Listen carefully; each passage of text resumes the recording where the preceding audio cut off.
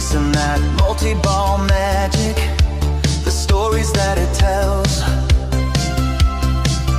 From the classic wooden cabinets to the digital spells, every play's a new adventure, breaks you from your shells. Hanging out with Poe and Offgrid, yeah, the show's about to start. Talking pixels, flippers, and the tech that stole our heart. From the joystick to the headset, come on and play your part. Hanging out with Poe and Offgrid, a brand new world to start.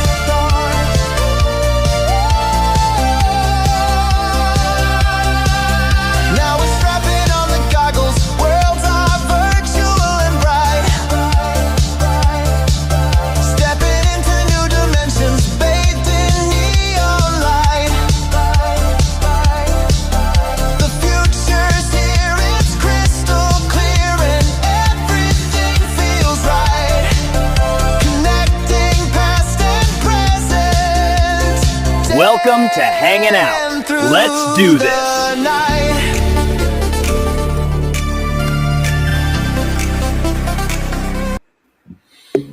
Hey, Hey, how's it going? Sunday again already.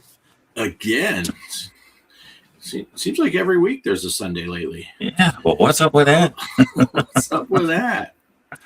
Oh, yeah, we got a pretty good crowd here already. I whipped through everybody, I think. Although I did see people saying hey to Joker, but I couldn't find Joker's message, so I'm guessing Joker's here. Casey, I think, bounced between it. He has a first and a first here as well. So I'm guessing he went to each of our things. And Michael's here. I'm going to whip through these. Kaos. Kelly. Polo. Let's see. There's Michael again. Let's see. People saying hello, hello, hello. Casey asking if we were late. Is it 4 yet? 6:02 his time. Pierre. Hey, Good to see you, Pierre. People saying hi to Pierre. Let's see. Operation Shutdown. Everyone's saying hi to Shutdown. Let's see. Video game headline today is 60K plus at the Casey Astro Smash by Paul P.O.D. Denning. Yeah, we were just talking about that right before we came on. like 5 seconds before we went live. Yeah. Hey, I got 1/3 of that score. I don't know what the big deal is. Oh. Let's see. New pinball wizards have risen to the top. Oh, man, Greg threw down a score on that retro table. And so far, we're on a pretty good streak, having a Sunday every week. Yeah, right. And there's Joker. There's Joker. All right. So I how's your didn't week? check the Discord today, so I didn't see if there were any new scores submitted. Oh, yeah. Greg played that retro table. He threw down the first 5-figure. 10,200 or something like that. Pretty crazy. He's trying to get Crispy to play again, I guess, because Crispy's been sitting there. You got close, but Crispy's been like, I still got the top. I'm all right. And Greg said, not for long. But, yeah. So how's your week gone, Poe? Did you have an exciting week? Work, blah. But after work, I got some videos made anyway. One last night, and one today that it'll go up tomorrow at 10 a.m. So I'm happy about that. And last night was kind of like, what should I play? I thought about playing, what's that one? Well, someone Mike was playing there, the Invaders game. And then I saw Megan put out a video on it. And that happened to me a few weeks ago. I was going to put out the Angry Video Game Nerd Atari 2600 boxing, and I looked, and Megan already had one out. I'm like, she's beating me to each one of these, so I won't put that out of it. Yeah. Well, yeah, that Space Intruders, is that what you're talking about? Yeah. Yeah. I haven't played it, since he did some updates, I guess. So Yeah. I still I have the haven't older downloaded version. it, so I was going to get the new version of it, and I was going to update my Frantic too, because I still have Frantic from like the first day. it came out, so. Oh, did he release a new version of Frantic? I'm not sure if there's a new version. I wanted to get all the artwork and everything, go back and do all that. Right. Yeah. Yeah, I got all the stuff from, I think Casey had posted it in Atari Age, and that's where I got it. But when they started posting all that, I already had it on the Sprint. I'm like, I just leave it the way it is. Yeah, those are both great games, though. Great games. I was, I think I told the story before how Space Invaders was the first arcade game that I had access to, and I was glad when it left because I had had enough of it. But not that I have a problem; it's a great game, but I like this one a lot better. He added some stuff to it and made some changes, so it's not just wave after wave of the same old thing. So I really like it. Let's see. Michael's been playing Turmoil and Moon Patrol on this 2600. Nice. That is awesome. Crypto Coffee is here. Good to see you. Kelly said Greg had Cheryl play for him. I was going to say that whenever you said his score, I was going to say the same thing. Yeah.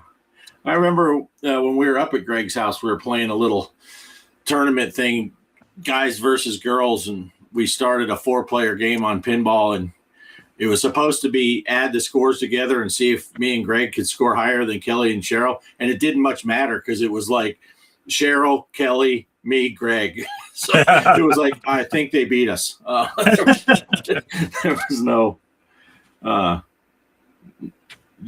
competition there. Kelly says hi to Crypto. Space Intruders is awesome. Works on the Game Station Go great. Nice. Crypto was inspired by Poe's video today.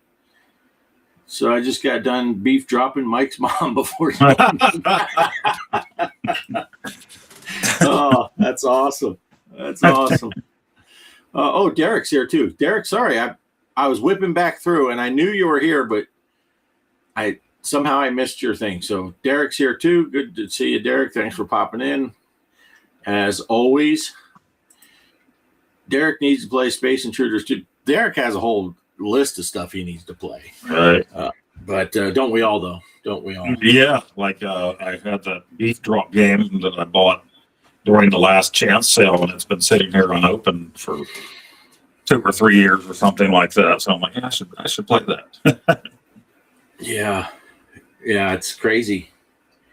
It was a big week for pinball releases. I played the Zen or Zachariah released the EM Plus Pack 5. So I did videos on those 4 tables, the Clown Deluxe, and then I played, of course, we got the Zen tables, Williams Pack 10 with Diner and Comet and Fire. And then I found out that somehow I didn't realize that also on Wednesday, Zachariah released another Primal Carnage Pack. So there's 4 other tables that I haven't got yet.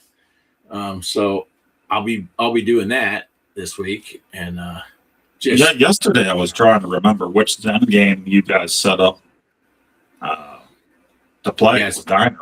But I hadn't bought it yet, so I just went and played that game of the Zachariah table instead. Yeah, I had to.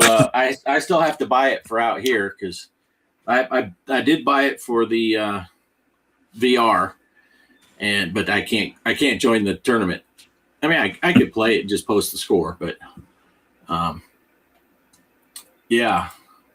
Let's see. Hey, Coffee, he have the beef. Poe played a great child beef drop talking about the wiener. Yeah. Can't wait to see Champ Games Zaxxon. Yeah. That looks cool. the screenshots. Anything with Champ Games seems like it's pretty good deal. Pretty good Right. deal. So, yeah. And it's been, we got some rain this week, which we always need rain, but we're never sure. You know, for us, it's either dry or flooded, you know, and so we had a nice mixture. It was not too heavy, but we got some rain, so that's good.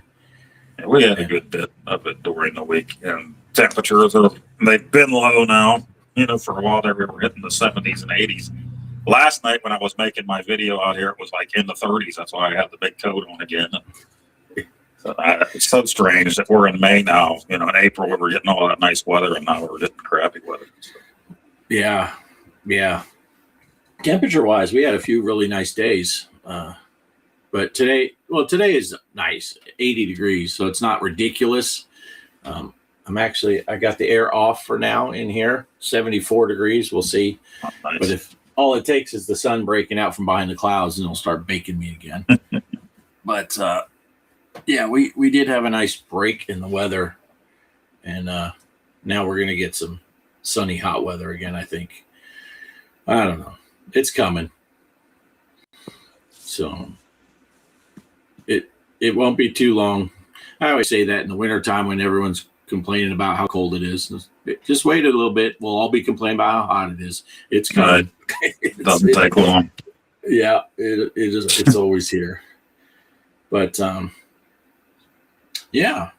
So what else has been going on? Is there any news that anything new release wise on the? No, well, you know, everybody saw there last week. He-Man was supposed to be out.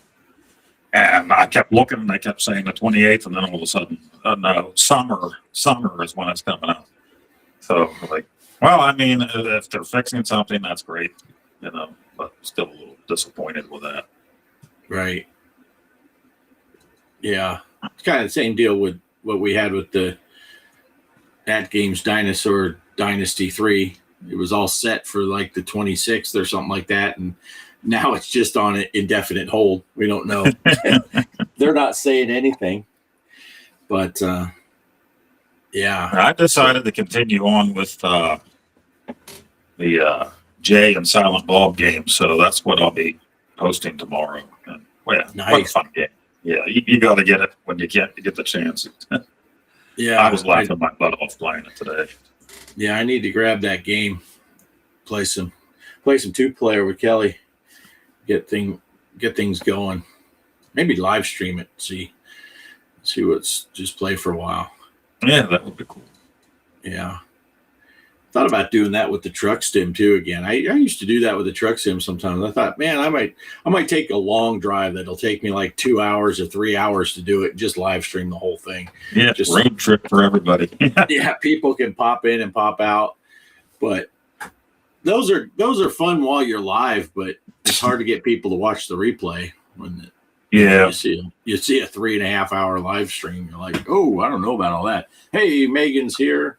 Hey, Megan. How's That's it my going? problem anyways, because I want to catch up on people's other videos, but there's always somebody streaming. So then I sit and watch that because it's more fun when they're streaming live to be in the chat.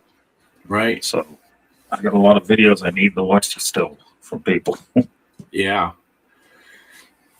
And speaking of live streaming, Megan and Derek, they did their stream on Friday. I almost said Tuesday. On Friday, and Kelly and I started working Fridays for the foreseeable future. We're going to be working Friday, Saturday, Sunday.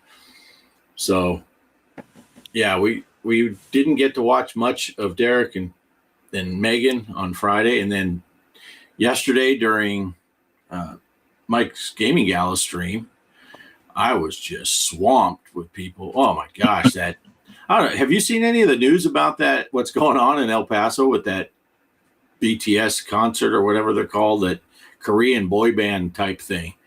And I haven't seen that. oh my God, it's a mess. They were saying, one, a lot of the hotels are gouging people, and I talked to a couple people who had reservations in and around El Paso that they had for months because they were traveling, and some of those hotels were canceling the reservations and then raising the prices. Yeah, And that's messed up. Kelly saw a thing, the Motel 6 in El Paso, $800 a night. Holy cow. Yeah, forget that. Really? And we didn't, but it does affect us. I heard all the way from Deming, New Mexico, all the way to us here in Van Horn. Everything was booked. You couldn't find hotel rooms. And so our prices did creep up, but we still honored, if someone got a room 3 months ago and they paid $100, we didn't tell them, no, you got to pay 200 now.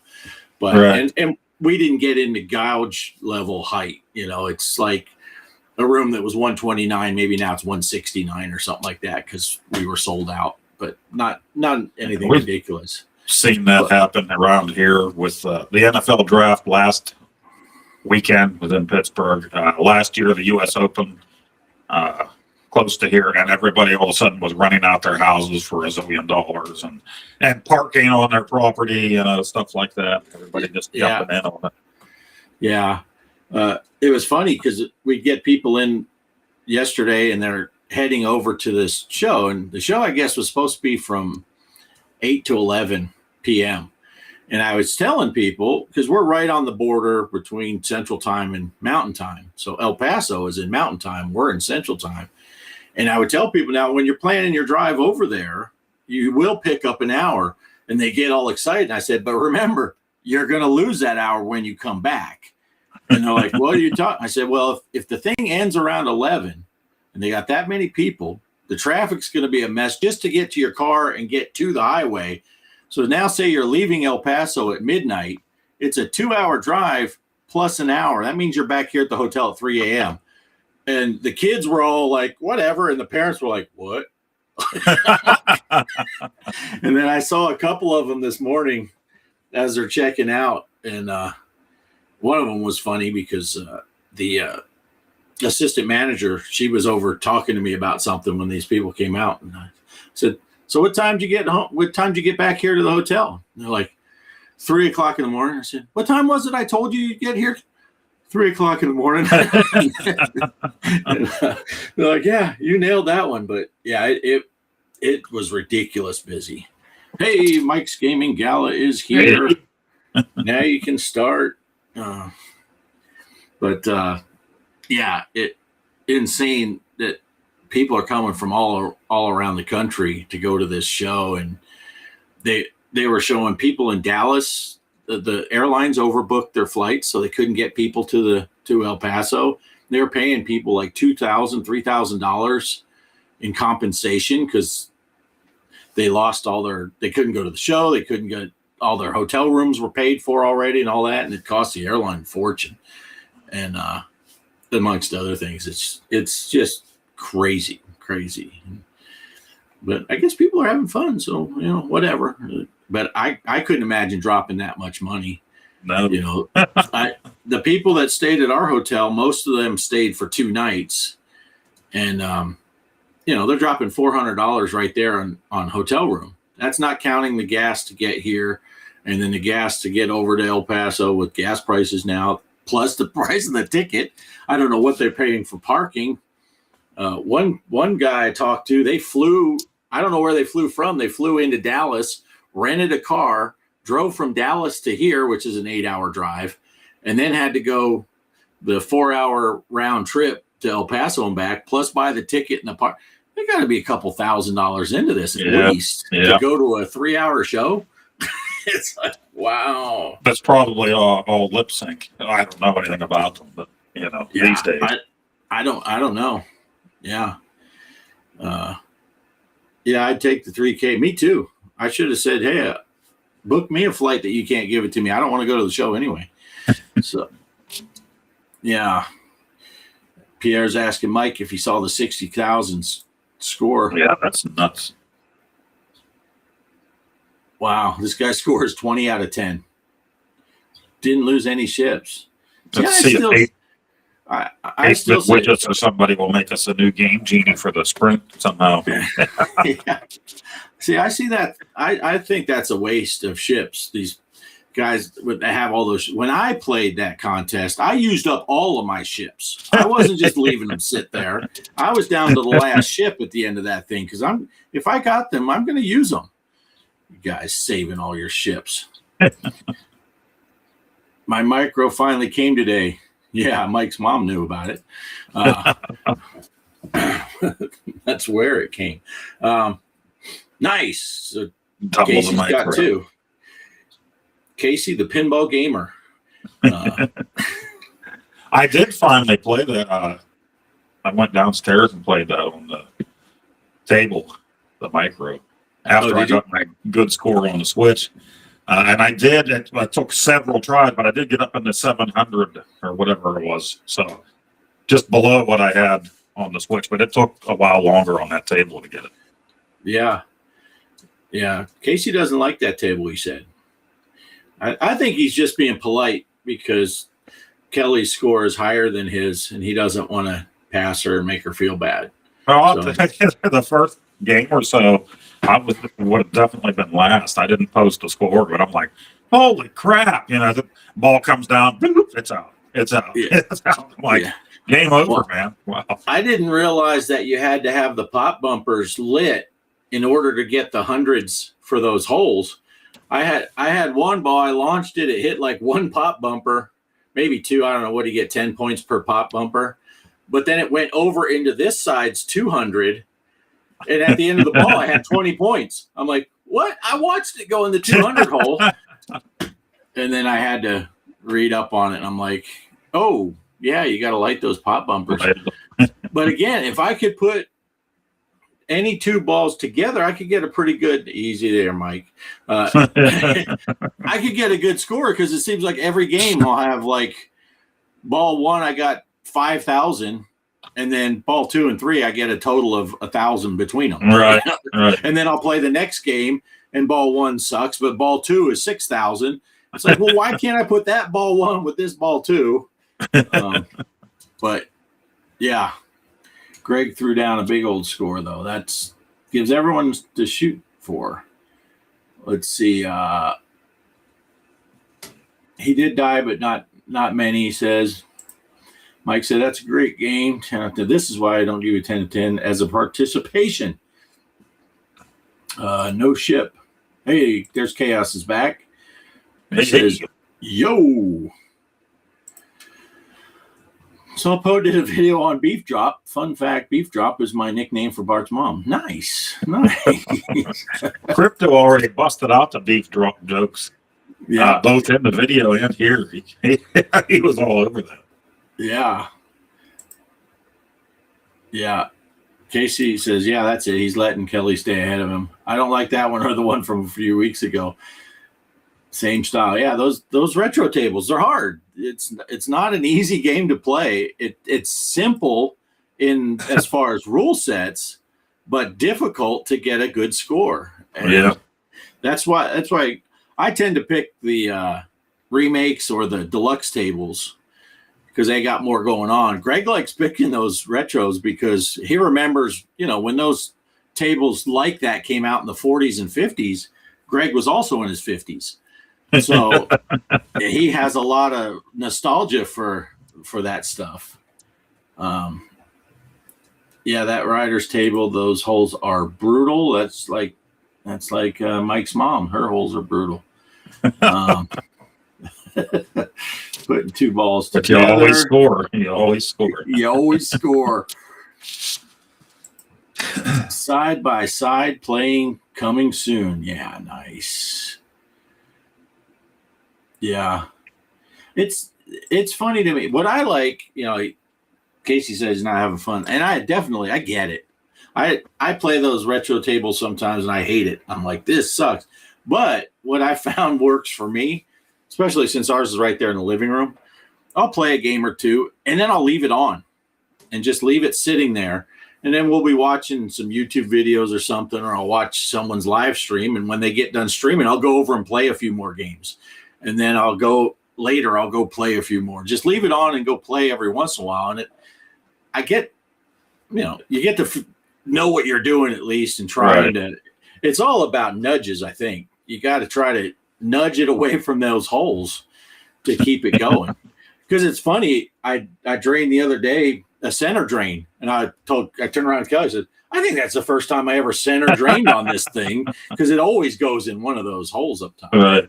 But yeah, I like the old tables that are clearly unfair with 40 feet between the paddles.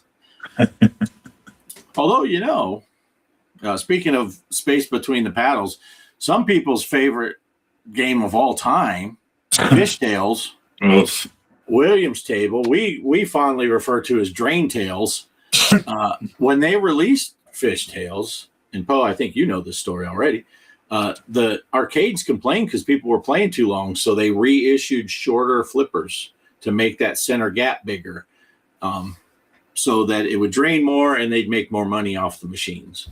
So yeah, they put a bigger gap in the middle, just like Casey's mom. I had to say that one because Casey was doing a Mike's mom joke. So yeah, Kaos says, honestly, I usually only have one really amazing ball, and then 90% of the time the other 2 or 3 suck. That's true. She's a generous woman. Only time I don't want my balls near a hole. Yeah. But I do feel like if I just leave it go and then just randomly play 2 or 3 games, sometimes I'll get in a rhythm. But I do get to where I enjoy it more often. I enjoy it a little more because I've played it more. Yeah, because that one there at first I was like, ugh, just like Casey. I'm like, all right, I'll try a few more times. Then I kind of got hooked with it. And I did the same thing on the actual table downstairs. I went down there. I'm like, okay, just a couple tries here and I'm done. Next thing you know, I'm like 10 games into the thing. Yeah. And it's easy to do it because they're quick games sometimes. And you can play a couple of really bad games in a row, and then you have one good ball and you're right back to, okay, I can do this. You see that you're close to somebody on the spreadsheet. You're like, oh, all right, I'll get it this time. Then you get 2 points on the next game. Yeah. It's funny because you mentioned when you got that one score, you're like, well, I improved, but you didn't catch Crispy. And then I was behind, I think I was behind Greg at the time. I don't know, whoever I was between. I played like 3 games. I kept getting better than my game, but I didn't catch the guy.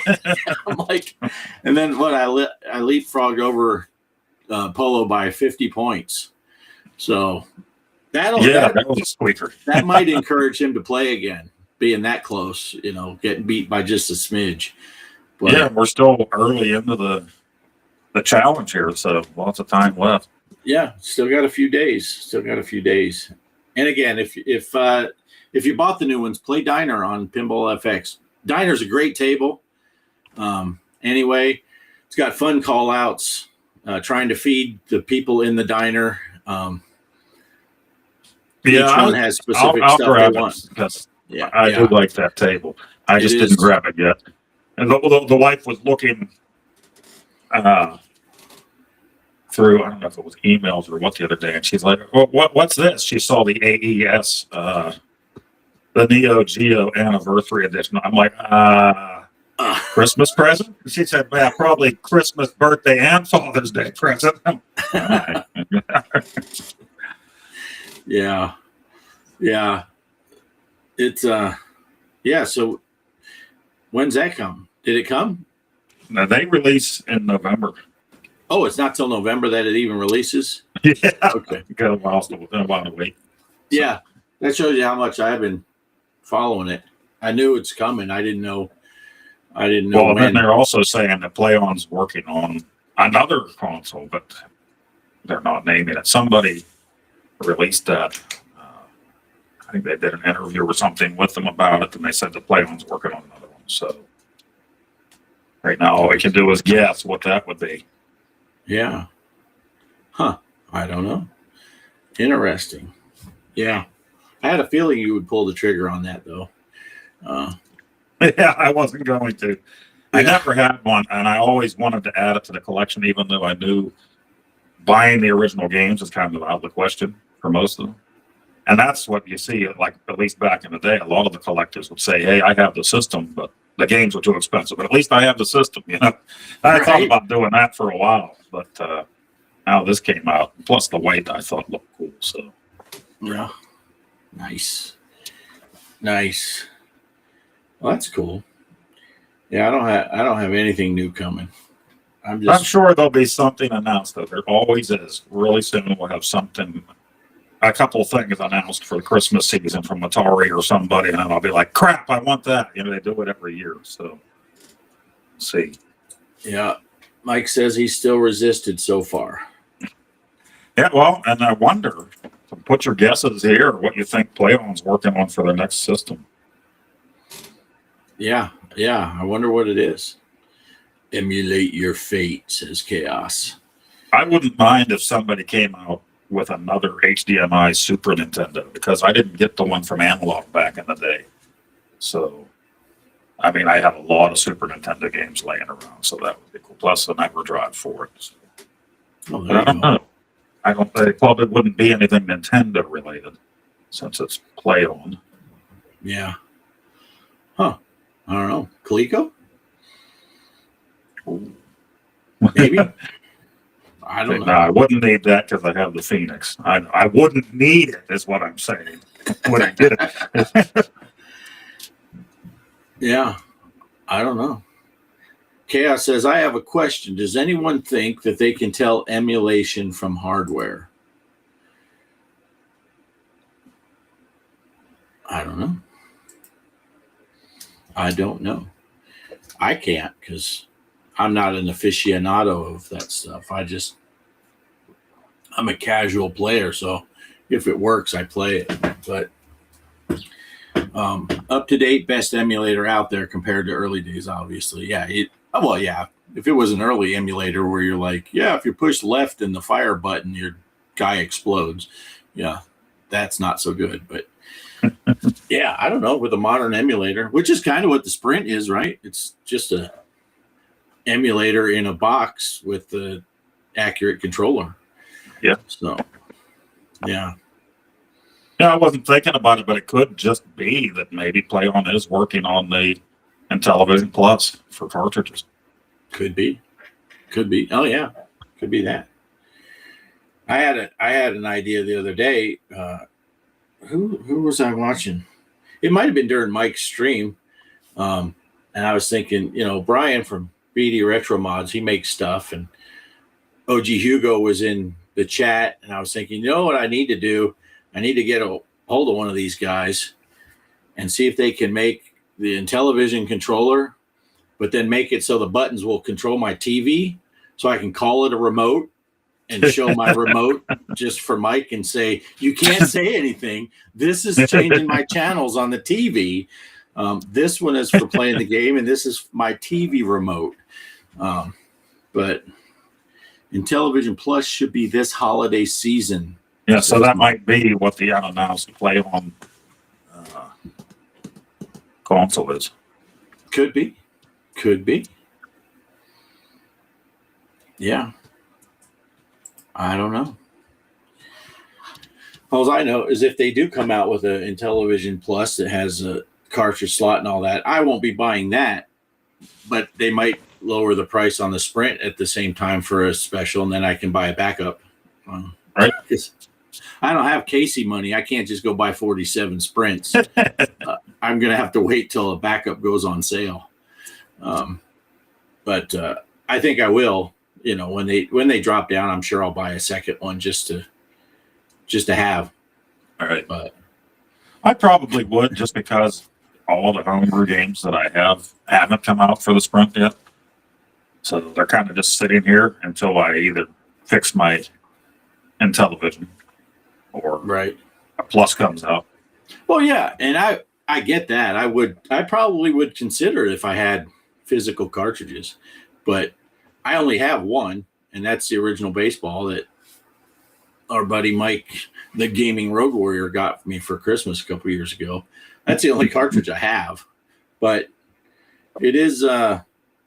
It would be nice for some of these ones, like you said, some of there's some holdout people that haven't released their cartridges. Yeah, on I have my ROM. off-code Goonies sitting right here, unopened, still sealed. Yeah, yeah. So that would be nice. Although I'm still holding out hope that some of these will get released, and I'm still waiting for the Mermaid and Princess Liddy to come out in ROM form, because those ones, for me, those will be first day purchases. I'm not sure what else. Oh, and I did see, I guess, Brian's Man Cave. He released, what is that? The racing game. But he's doing a neat thing where you donate $25 to a charity that he's working with, and then you can get the game. He'll send you the game. You just show a proof that you donated to charity, and then you get the game for free. Cool. So I thought that's really cool. It's something to do with getting seeing eye dogs for people. Yeah, dogs. Yeah. So I thought that was a really interesting thing. And then I saw Papa Pete was playing it, and that's where I heard about it. And he said he did do enough modifications to the game. It's not just a straight port. I can't remember the title of the game though, because my brain's not working. I started work at 5 this morning. I had one of your days. So I started way early. I think the new girl that they got working, that I've been relieving at work, she has an evening job somewhere else. So they told her that instead of doing her evening job and then working at the hotel full shift, so it's a full double shift every time, they tell her that she can leave at 5 when I get there. So they're like, what? And I told them, well, we've been getting there at closer to 5:30 because they don't want Kelly starting too soon, and because the breakfast isn't as big at the Avid. And it's like, well, if you want me there at 5, then Kelly's going to clock in. She's not going to wait around to start cooking breakfast. But so she leaves at 5. So I'm doing 10-hour shifts. But that's the only similarity between my job and your job, because yours is actually labor. Mine is sitting around trying not to fall asleep for the first 4 hours. But yeah, 8-Bit Steve said he got a new custom PS1 remote. As a kid, you're absolutely going to jump all over emulation. Not a lot. I'm just saying, I'm pointing out the obvious. Saboteur is here. Welcome to the show. Why are my comments posting out of order? I don't know.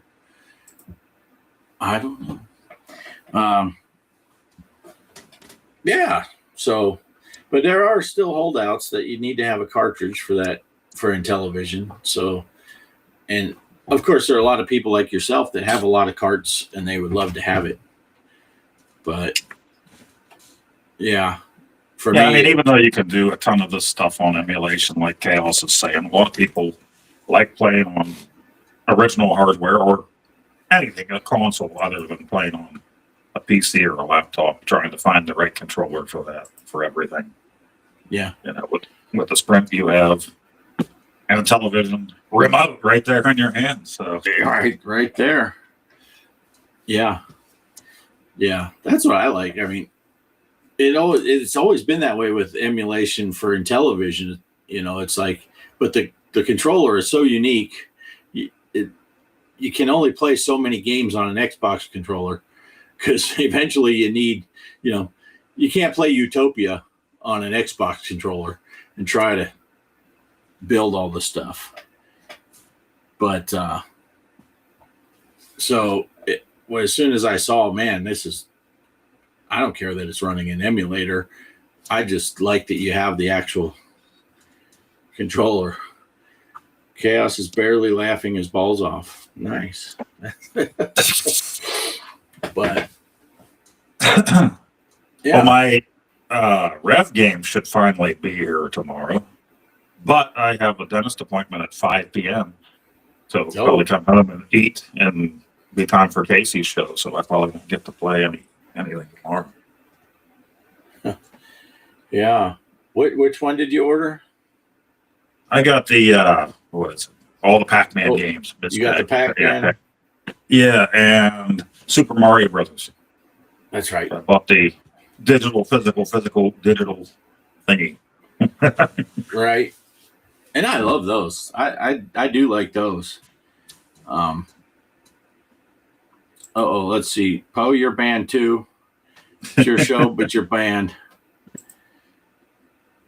Mike, don't say that stuff or your mom will get mad. No, his mom's cool with it. Just ask me. I'll tell you. There's not much that Mike's mom isn't cool with. If the price is right. You know. What I like about Mike's mom, the price can be right. You don't even have to have paper money. Coins is fine. Just chuck a handful of coins on your way out. I gave her a couple of the Sacagawea coins the other day, and she was ecstatic. Loved it. Right. she just likes to hear that. She had to pull them off of my Sacagawea.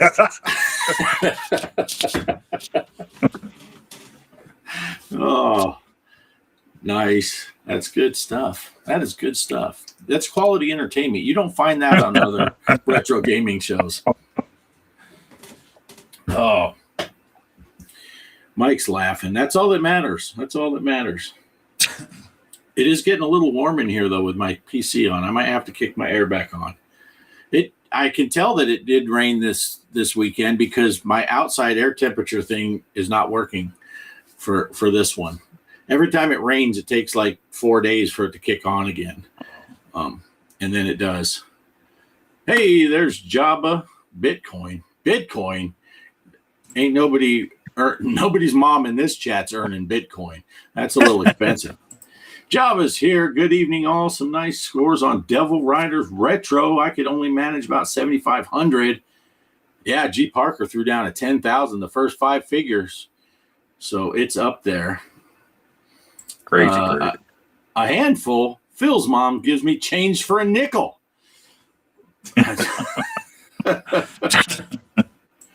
Warm PC is the best PC.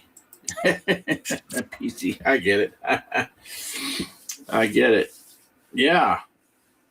Jabba, did you get in on the Jabba, I think, did you only buy the new Williams pack in VR and not get the Steam version? You can still post a score. Just take a picture and put it on the Discord. I got to turn on the air. It's getting hot. Sorry. Oh, extreme close up. And we're down to 69 here. And inside. 69. Outside it's a little bit chillier. Yeah, it's 80 in here now, so I just need it. But it gets stuffy. I can't open the door yet because the flies are still awake. So that's the worst part. It's warming up enough that the flies have returned. That early warm up we had in March, where it got way too hot too early, at least the flies still didn't come back because it was still cold at night. But now the flies have returned. Why did Mike's mom wear condoms on her ears? So she wouldn't get hearing aids.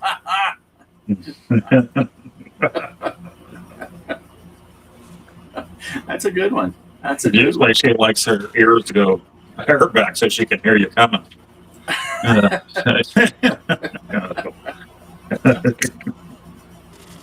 Oh, that's funny. I've never heard that one before, hearing aids. That's good. That's good. All right. Any other big news? Anything to talk about? We'll just say that we're extending our squeeze box since it's been 2 weeks and I just didn't. Oh, yeah. I didn't do another challenge, and it's probably going to be the same way this week coming up because we have my daughter's college graduation and dinner and everything this coming weekend. So we're just making a month for the squeeze box. I don't think anybody's played since the first week, but Yeah. Let's see. We both played, of course. Creeper played. Crispy played. Is that it? I don't know. I think I have to go way back in the archives and see. There's What the score? Crispy. Speak of the devil. You mention his name, he shows up. Although, I mean, Just it is, our challenge is one of those things where really you don't really expect anybody to play further in because you post your score, you're one and done. So, right. it's gonna, Mom jokes with Bart and Poe. That's right. Steve's mom already has everything. No condoms required. Well, you might want to wear them to protect yourself then. It's not always for her. And then, except for the pleasure part. Yeah, well, I get those ribbed ones. I turn them inside out. She can get her own pleasure. But that's about an old joke. It's funny. I another old one that I tell people a lot. I say Kelly doesn't like going to the beach with me anymore because I wear one of those thong bikini brief things, but I don't like that string going up my ass, so I wear them backwards. And I said that joke at work, and there were two of the girls in the laundry. They got the joke right away, and this dude that was in there, he didn't know what the hell I was talking about. He's not from this country, so I think there was something lost in the translation because he took it a whole different way, and the girls were just laughing. And the one girl I don't know as well, and I think I don't take jokes too far. So that once she left, I told the other girl, I said, yeah, the finishing of that is when you wear it backwards, that thin strap, that'll cover your wiener, but your balls kind of hang off to the sides. But now that I'm getting older, I can pull my socks up some and tuck a ball in each one. You get older, your socks get higher and your balls get lower. So, you can keep them. Kelly knew what was coming. She's saying no already. Yeah, you got to be careful. That is true. So, yeah, it was funny that the guy didn't get what I was saying at all. I don't think he knew what a thong was because jokes kind of wasted. But the girl, and they don't want me to tell jokes anymore. Oh, you got to be careful. Sleeping with Casey's mom without a rubber is how I got crabs. Sorry, Poe. I passed them on. Oh, he passed them to your mom. Yeah.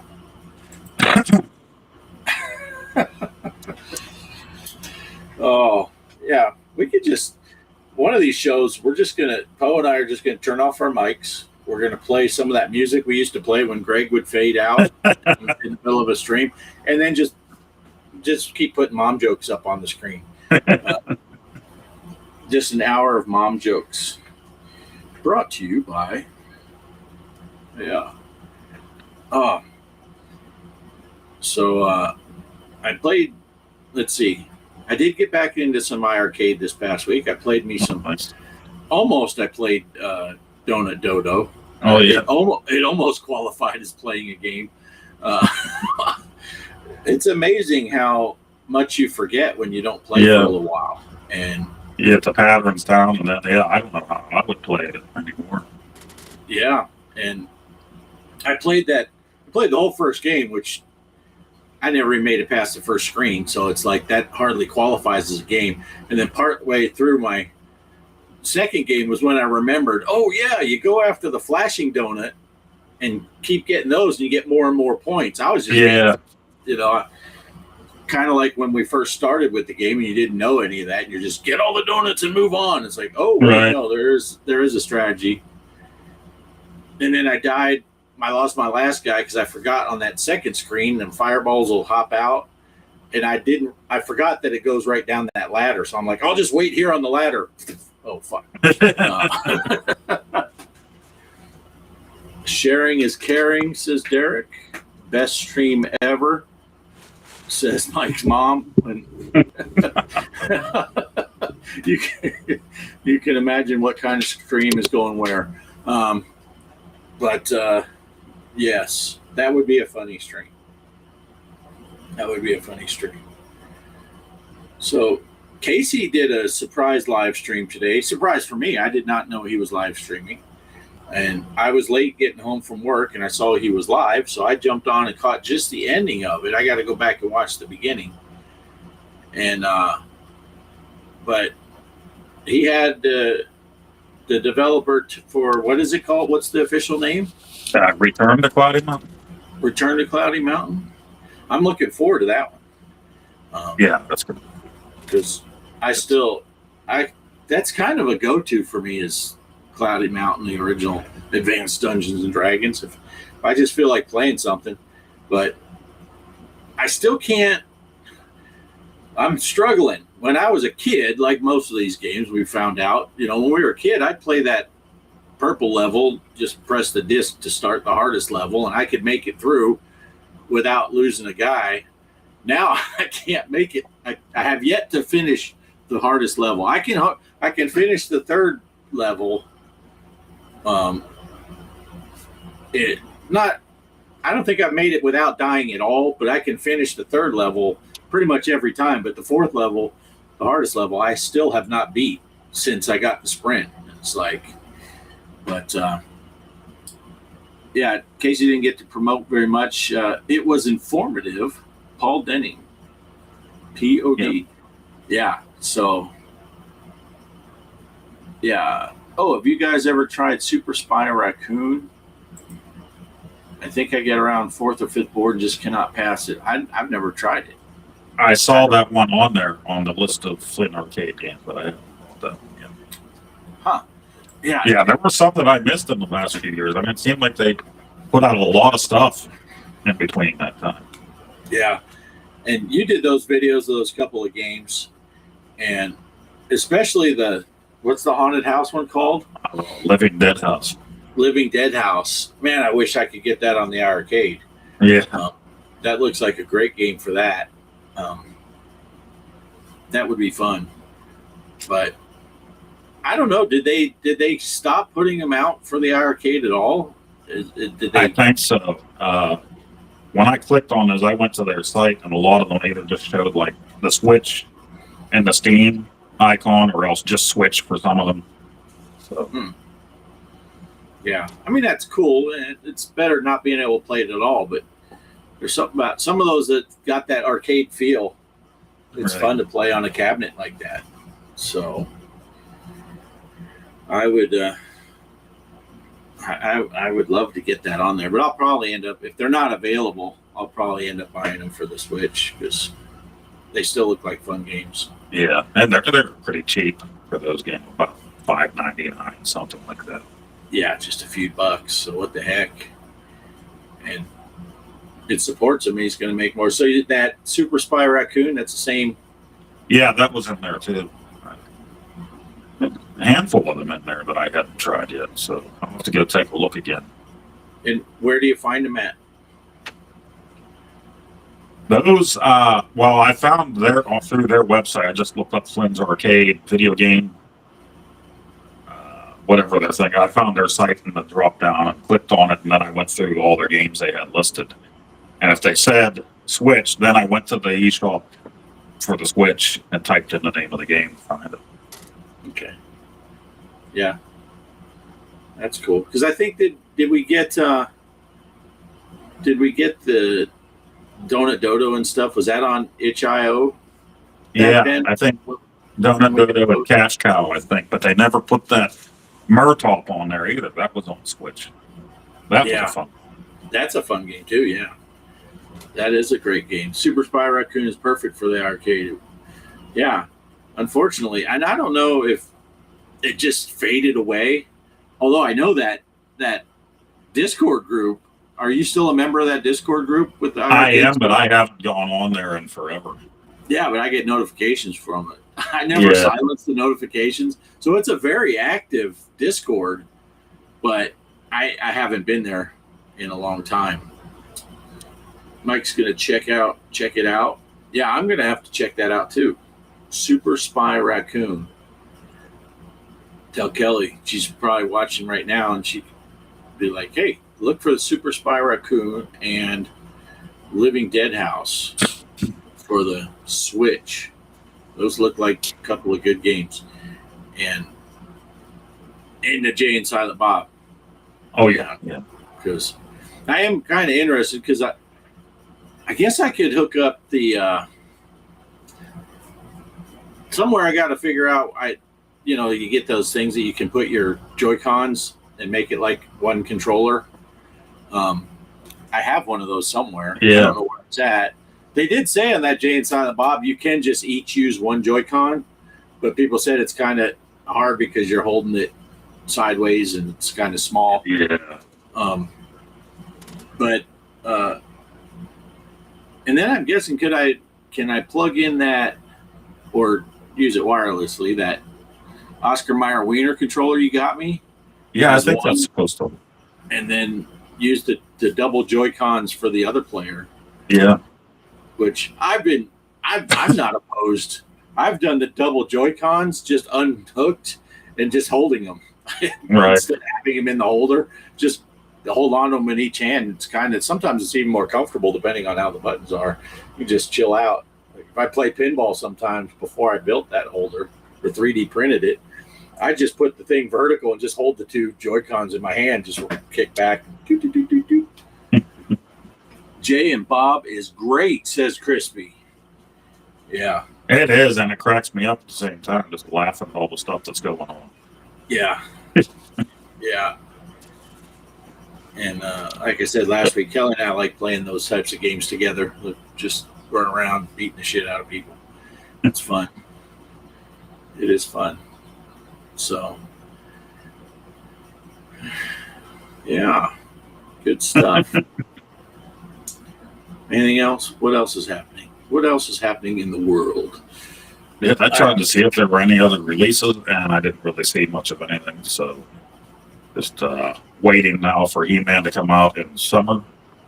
I'm assuming this summer. They said summer, so. Yeah.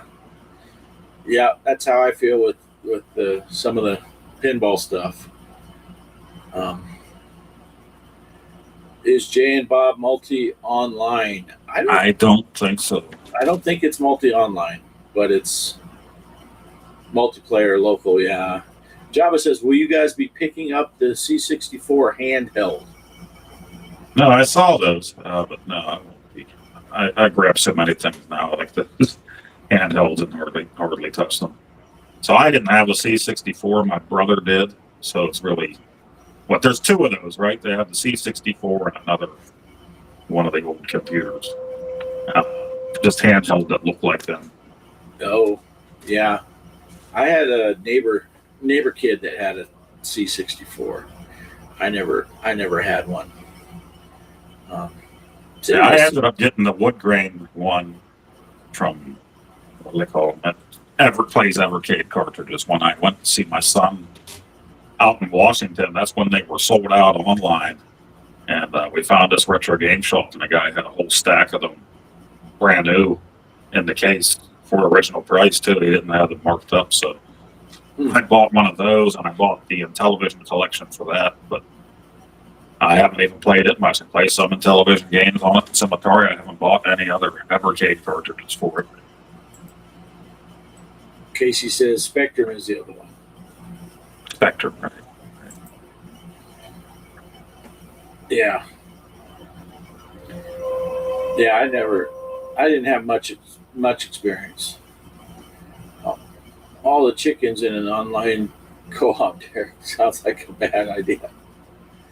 Got a nice link for all the files. We'll share it on the group. Oh, nice. That's cool. That's cool. Yeah, I don't have many handhelds at all. Really, just the Switch, if you want to call that a handheld. But 99% of the time, I'm playing it on the TV. Right, and even the Game Station Go, I prefer playing that connected to the TV. Yeah, Kaos always wanted a Commodore 64. And my brother had one. Before that, he had an Atari computer, and before that, he had the Tandy Color computer. But I wasn't allowed to touch any of those. Oh. But I felt like I beat him anyway because I ended up getting an NES. So I said, "Well, I can't play your computer. You can't touch the NES." So that's the way it goes. Nice. Coop as co-op, yeah. all the chickens in an online coop. You're right. Gotcha. I did read it as co-op. Killing the joke. Poop, poop. Yeah. No handhelds. That's sad. Yeah, I never owned one. Well, I take that back. I did own handheld, but it was the little Mattel football. Yes. We had football and football 2, and my brother had a baseball game. That's what we started off with. I had a baseball, and then I had a little driving one where it had like the scrolling stuff, and you just Yes, my brother still has his something derby. Yeah, I think there was 2 different names for it. It was the same thing, and he still has his. Yeah, when you hit one of the cars, it would glow red. yeah, and then there was the one with digital derby. Yeah, yeah, and then I had another one where you'd fire missiles up at stuff, and those were mechanical lights that would go up, and I can't remember what that was called. I had one of those too. So I did have handhelds when I was a kid. Because like when Game & Watch was out, I don't really remember seeing those anywhere. Nintendo did those in the early 80s. The Tiger handhelds I just thought looked like garbage. I mean, I would still look at them at the Kmart or whatever on the rack, but funds were limited, so I had a paper op. I'd save that money up to buy a game, and then you might get a game for your birthday, and then a game or 2 for Christmas. That was it. So, and that was before any place around here rented anything. When I got my Nintendo Christmas of '86, we didn't have any video game rentals around here. So when the Game Boy did come out, seeing all the ads in the magazines and the write-ups and stuff, I'm like, I don't want that. I want Nintendo games. You know, I'm not going to probably play it anywhere anyway, aside from at home. I want the Nintendo version, not the black and white little tiny version. That was just that's just the way I thought of it back then. So I didn't get in on it until Game Boy Advance, and that was years and years later when I went back to school. A few of the guys had Game Boy Advances, and they were playing games during breaks during school, so I went and grabbed one then, the SP. Yeah. Yeah, and in a way, I was thinking my first thing that was kind of similar more to the truck stim than to an arcade type. I had the racing one where you drive, and if you hit the cars and all that. But I also had one that you had, I think it was a pickup truck or something. It was just a little plastic truck, and there was a scrolling paper. Yeah. And there were dead ends, and you could put it in reverse, and the paper would scroll the other way, and you'd back out of the dead end. And then I remember that. Yeah. Yeah, I had one of those too. So it didn't take long to memorize. You know, just don't go there and there, because it's just a scrolling paper. But yeah, I had one of those. That's probably my first truck stim-ish thing. But yeah, once I got a little older and I got the Intellivision, then I never had another handheld other than those little things. Right. But I'll tell you, I still have fun. I have the football somewhere. I still have it, and it still works.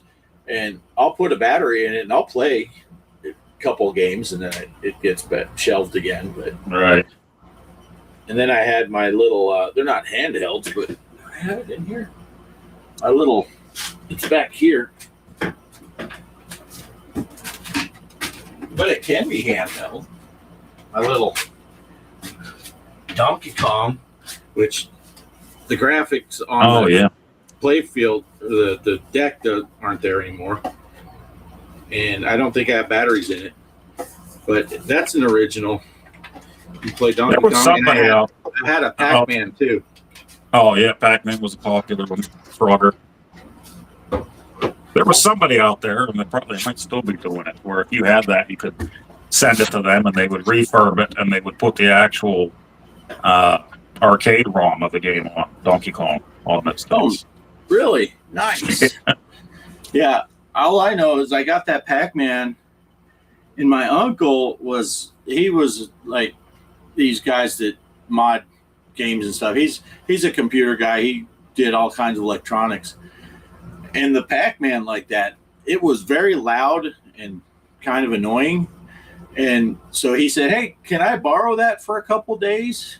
And I'm a kid. I'm like, what do you mean? My uncle wants to borrow my Pac-Man. When he brought it back, he had put a power cord in it so you could plug it in if you didn't want to run it off batteries. And he put a volume knob so you could turn it down, run it completely quiet, or turn up the volume if you want to hear it.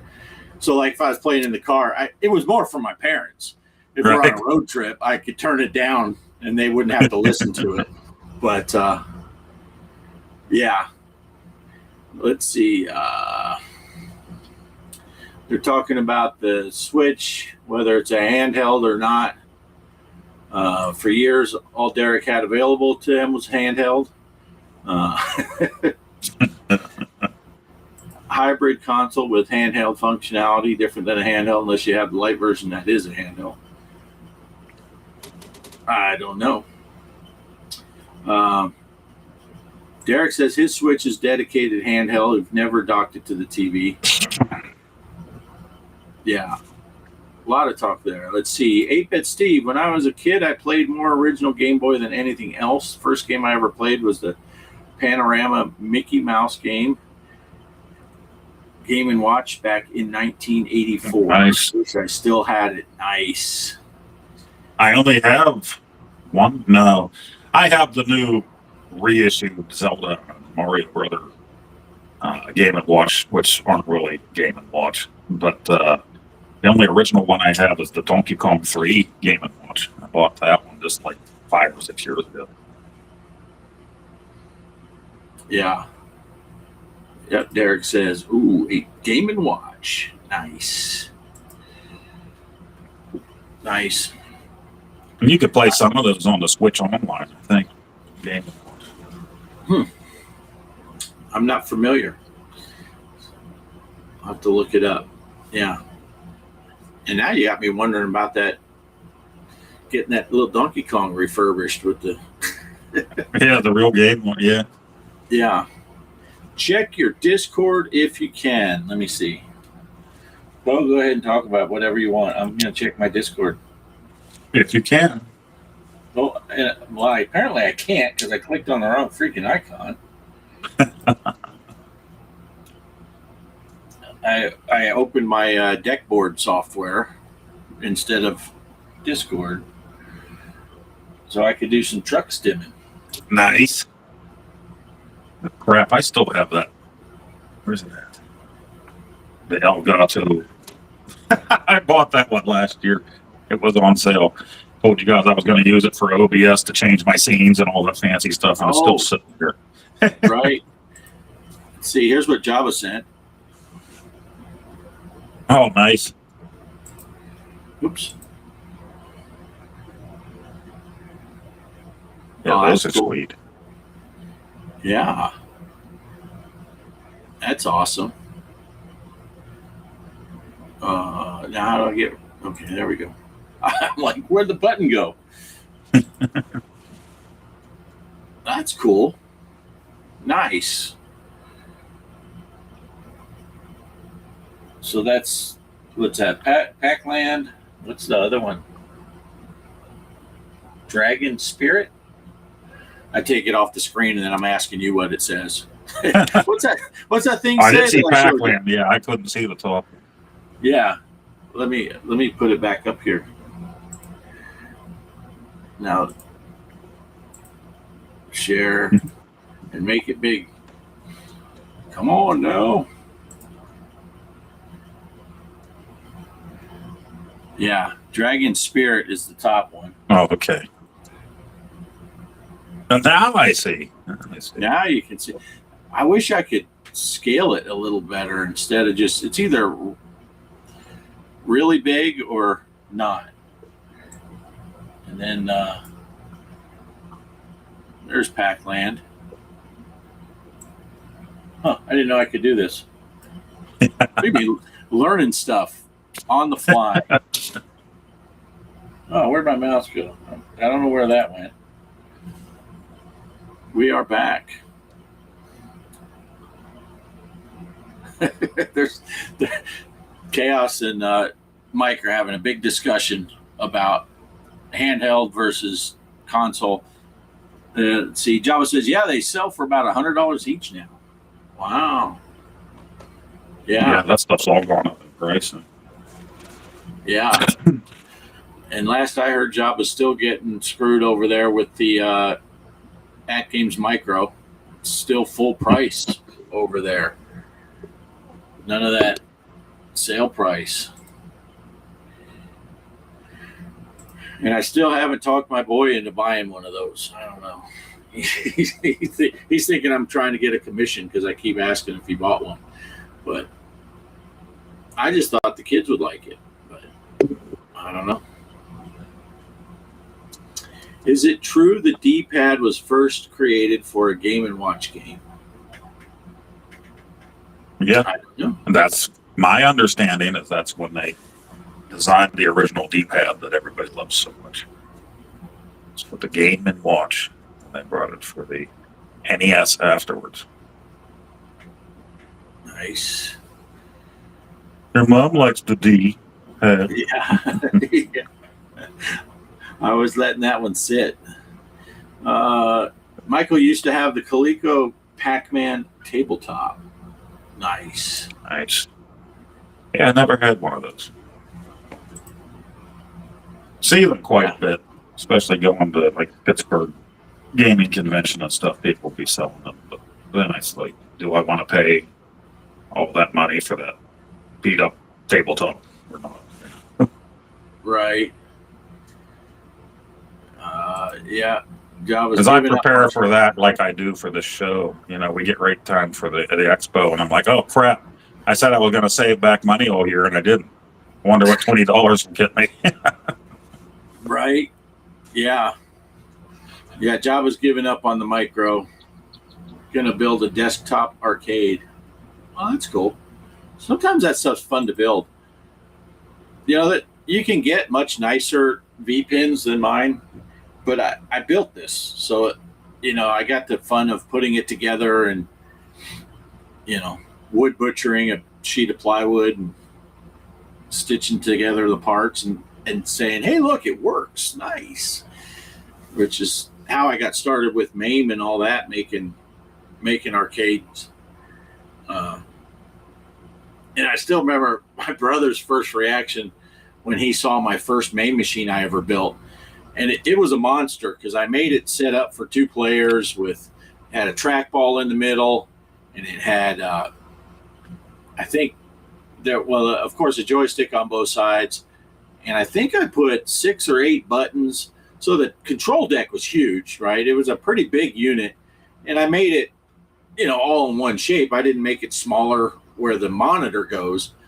But at the time, I think I had like everything else, this was all built out of spare parts and a piece of plywood.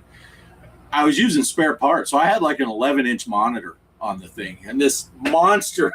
And he's like, oh, wow, that's really awesome. He got to the screen. He's like, what the heck is that? I'm like, that's the only monitor I have. And it was so big. Eventually I put like an 18-inch, you know, regular, not a flat screen monitor, a regular CRT type monitor. I had an 18-inch in there and it still looked small because that unit was so big. But when I first built it, it had an 11-inch, and but it worked, you know. And you could put an early version of MAME, and suddenly I'm playing Donkey Kong and Pop yeah, that's awesome. all those original games on a stand-up arcade. So I was playing a lot of games, especially Nintendo and 2600 on my work laptop. Now this was in the year 2000, 2001. So old laptops. We would go to do phone work, and sometimes we would have to wait. We were the vendor. You'd have to wait for AT&T or Verizon or whoever to show up to bring the lines in. While I'm sitting there waiting, I would just pull up Nintendo games on that ancient laptop and play them. yeah, nice. Yeah. They're winding it down. You can call it whatever you want. Chaos Switch may be the greatest console of all time, in my opinion, but it's a hybrid. Yeah. Yeah. I the only thing I play the Switch in handheld mode is pinball. And even that, I have that little dock where I can hold the screen vertical and put the Joy-Cons on the side. I will play it in handheld in a pinch because I have the Switch and the Switch 2. Actually, both of them are up in the living room now. So if the wife is using a TV for something and we're doing something with pinball, that's when I would just grab it in handheld and play that way.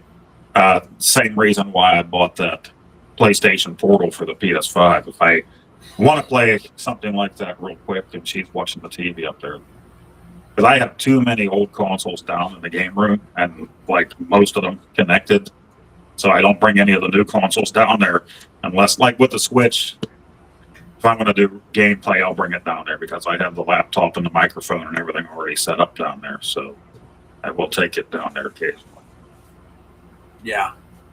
I got to figure out what's going on with my laptop. I know you didn't make it on Casey's show because you were having some laptop issues also and trying to get everything to connect.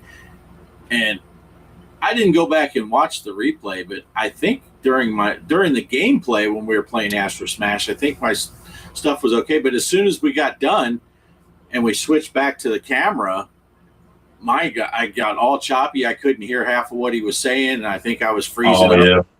But I immediately went and checked. I thought, man, am I having Starlink issues? And no, the internet was working full speed. Everything else was great. It was just my laptop decided, I've had enough of this. I'm not going to let you talk to Casey. Mine will only do it if I try to have a webcam connected at the same time, and not even necessarily on me during gameplay. If I put that as my second scene to come back to me, then it's all jerky.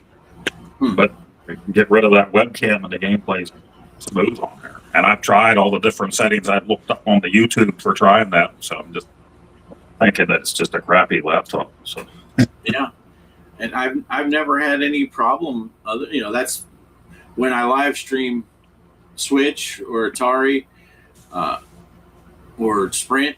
It's all through that laptop, and I've never had any issues with it before until that particular. And I don't know if it's because I'm using the virtual camera and then connecting, because I don't do that when I stream live. I just use OBS and it goes out direct. So yeah.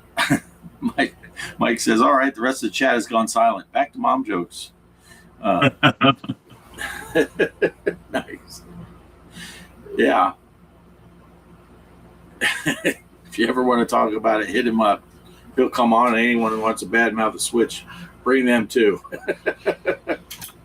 Yeah. I enjoy the Switch. I played it a lot in the past, but like now that Switch 2, like I said, I got it because my boy was going to be leaving. He was home for a month. His last week there at home last year, I'm like, I'd love to play the new Mario Kart with him and my daughter both being here still. So that's the main reason I bought it. And then I also bought the new Donkey Kong Bonanza or whatever it's called.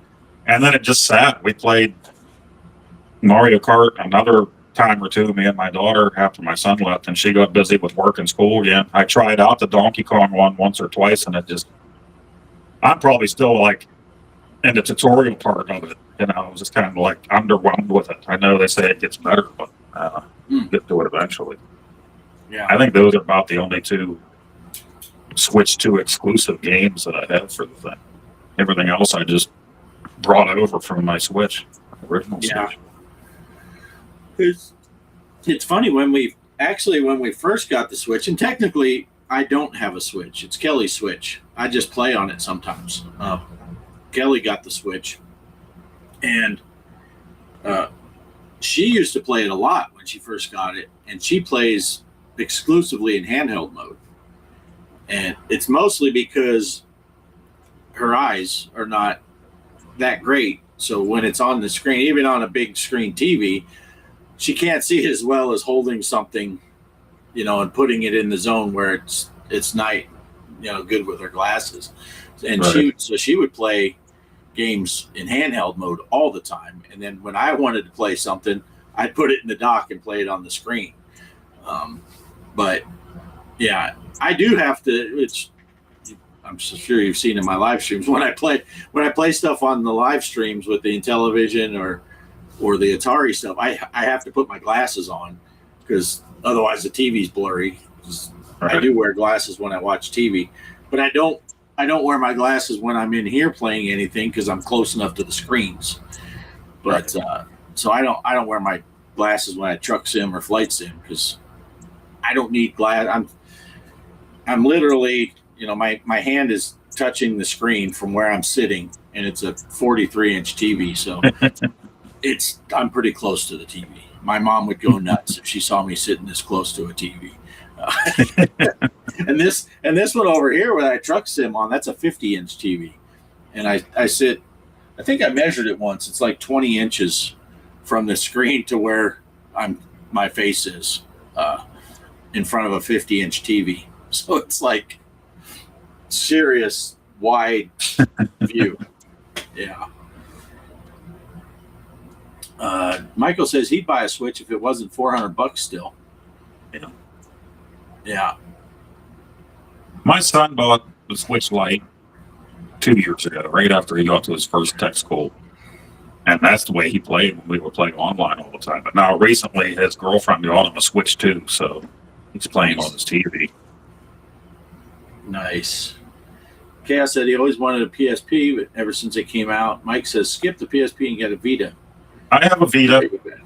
I got it mostly for remote play with the PS3 and then PS4, and then I almost never used it with remote play. So I only own a handheld, a handful of games for that handheld sitting around.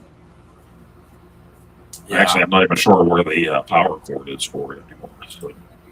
Yeah. Now, Chaos does bring up a very valid point here.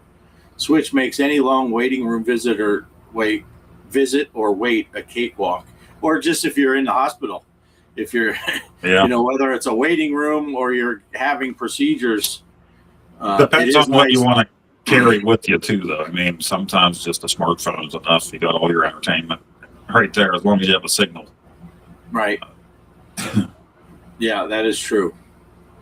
If I'm going to be in a hospital bed, like the tests that I had and stuff like that, I'll pack up the Switch. I brought the Switch and the Game Station Go. I think last time I didn't even touch the Switch. I just played Atari games. Yeah. And the woman that walked in was running my tests. She's probably about my age. She saw this sitting there on my bed. She's like, "Oh, Atari! I haven't seen that name in 40 years." I said, "Are they still making things?" They're making things again. I mean, I didn't want to go into the whole history of Atari with her right there. Well, actually, it's not the same Atari. It's won't do that. But I'm like, yeah, and then she going listing the games that she used to love to play on the Atari when she was a kid. Nice. That's awesome though. Yeah. Let's see. Chaos says exactly. I forgot when he had his heart attack. He had Amanda bring his Switch. Yeah. Mike says the Vita is just such an awesome system. Blows the PSP away. Wish it got more support. Let's see. Mike, you and Phil should make a top 5 favorite console video. Consoles before the 3D era. Mike says he could do a show like that for sure. For sure. For sure. Ye old 3D era. You're talking about before Saturn, PS1M, Nintendo 64. Because we did have some 3D-ish games on the Atari 2600. Yeah. Like, give an example. What like that one you're going through and you're killing those guys. Oh, that one. I remember that. Yeah, I remember that one. Usually they kill me. That's how they all work. Yeah. But yeah, I'm sure he's talking about that top 5 favorite consoles before the 3D era. If you did all 5, it would probably be everyone that was out. Right. That's what I was just thinking. How many were there to pick from the major ones? Chaos doesn't talk shit about the Xbox because he never owned one, but I will say this every time I played my friends. I love it. I loved it. Yeah. We bought the kids the original Xbox, and but that was for the kids. I very rarely played on it. But it was a good system. They seemed to really like it, especially when I modded it, and I could rent games and sometimes accidentally made copies of them. Crispy said he'd watch that, and Steve says yes, Poe, before the complete 3D. I think we'd have to extend the era to make it work, but we could definitely do something like that. Yeah, because if you get too old with the consoles, you're limited in the top 5. You'd see a lot of the same list, I'm guessing.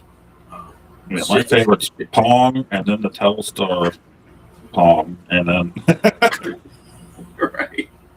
Didn't Sega have 3D racing in Virtual Fighter 16-bit? 16-bit. Virtual Fighter 16-bit? I don't know. Plenty of pre-PlayStation consoles, at least 15. Oh, there you go. There you go. I only played a handful of them, but I'm not an expert. Up to 64/PS1. Yeah. Yeah, my list would go Intellivision, Atari 2600, and that's the only ones I played. Well, I guess NES. I did play NES a fair amount, but not a lot. Because, again, that was mostly for my kids. But I did have some games. But I don't have any experience with any of the other ones. As much as I love Atari and now Intellivision, and as much as I love the Super Nintendo, I'd probably have to pick the NES as my favorite, just because we spent so much time. There's so many games for that thing. Right. Loved it. Yeah. Yeah. Like I said, by that point, I was away from consoles. I just didn't play.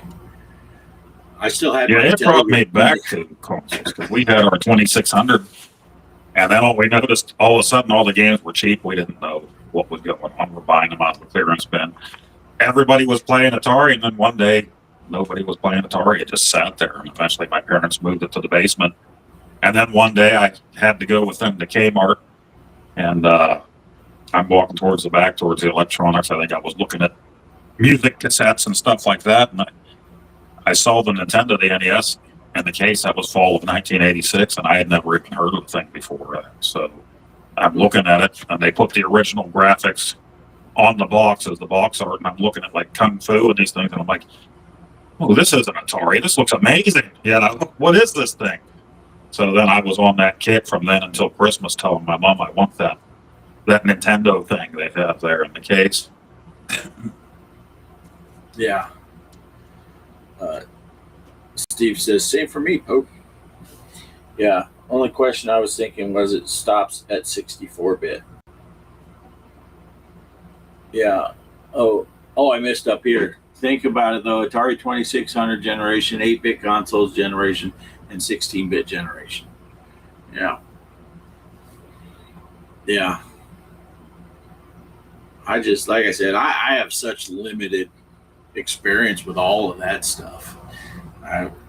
Once I got my Intellivision, and I rode that all the way until I stopped playing consoles. We'd play the random 4-player Mario Kart and stuff like that, but it was mostly the kids were playing stuff. Right. Let's see, Odyssey 2, Channel F, Ballycade, 2600, RCA 2, Coleco, Intellivision, Vectrex, 5200, 7800. How do you say that one? Is it just letters? XEGS. Yeah.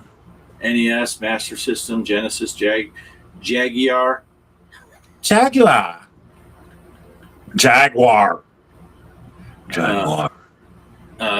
Megan's favorite, SNES. Turbo Graphics. Yeah. All pre-PlayStation. and I never had access to, so I never played a ColecoVision, even though I knew what they were. I never played one. Yeah, I don't have the original Odyssey. I don't have the Ballycade. I've looked at those. I don't have the RCA2. Don't really want that.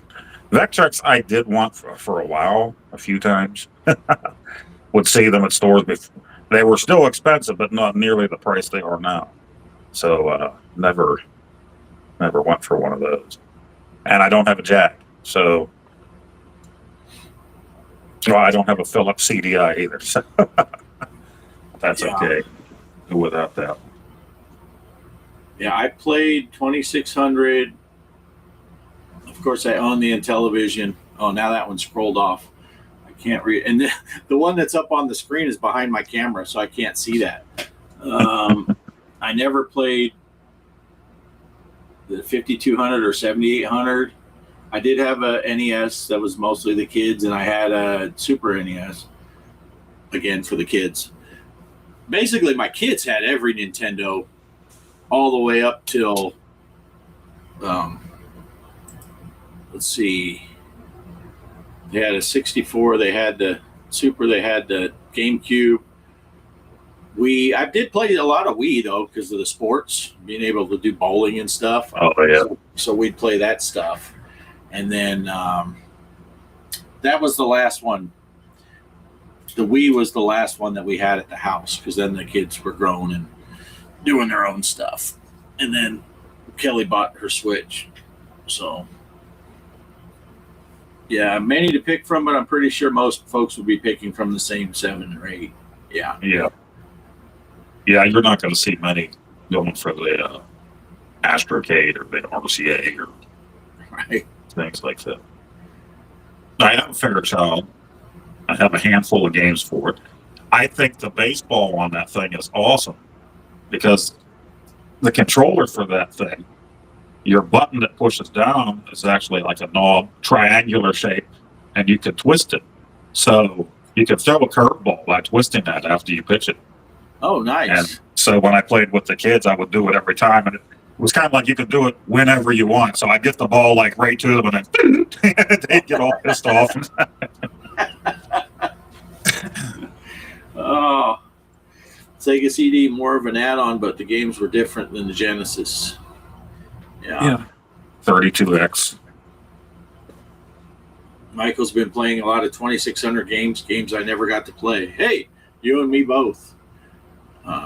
I waited till 56 years old to get my first Atari. So almost every Atari game that I play, I did.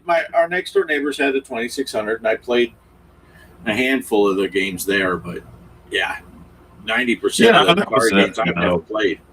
There wasn't any rental places for Atari back in the day. You had your group of friends.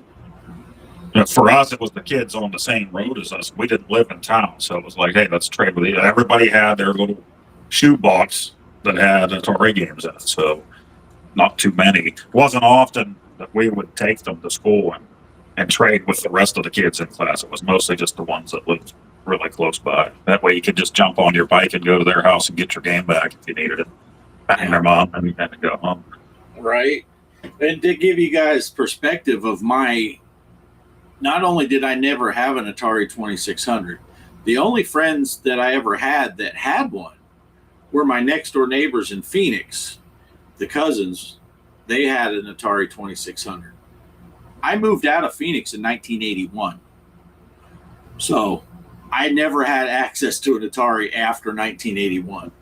So there's a significant portion of their library that I'm sure wasn't released before I lost access to an Atari. So it was really what they bought in 1980, 81.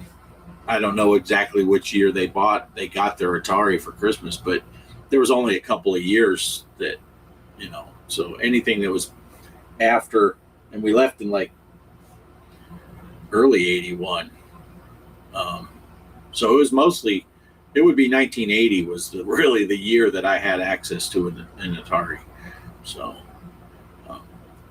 every time Poe picks a Atari game for our challenge, that's probably the first time I played it. Some of them, it's the first time I've heard of it or seen the screen is when I booted up. And I'm like, oh, okay, this is what it looks like. Let's play. So it's all right, though. Going back, exploring past game system libraries and playing newer homebrew for these older systems is unbeatable.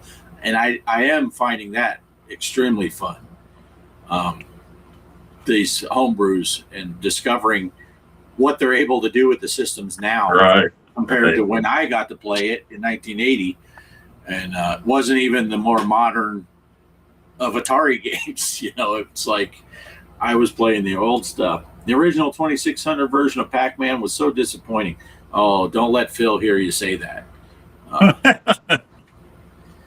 I missed all the best Atari games. I did. That is true.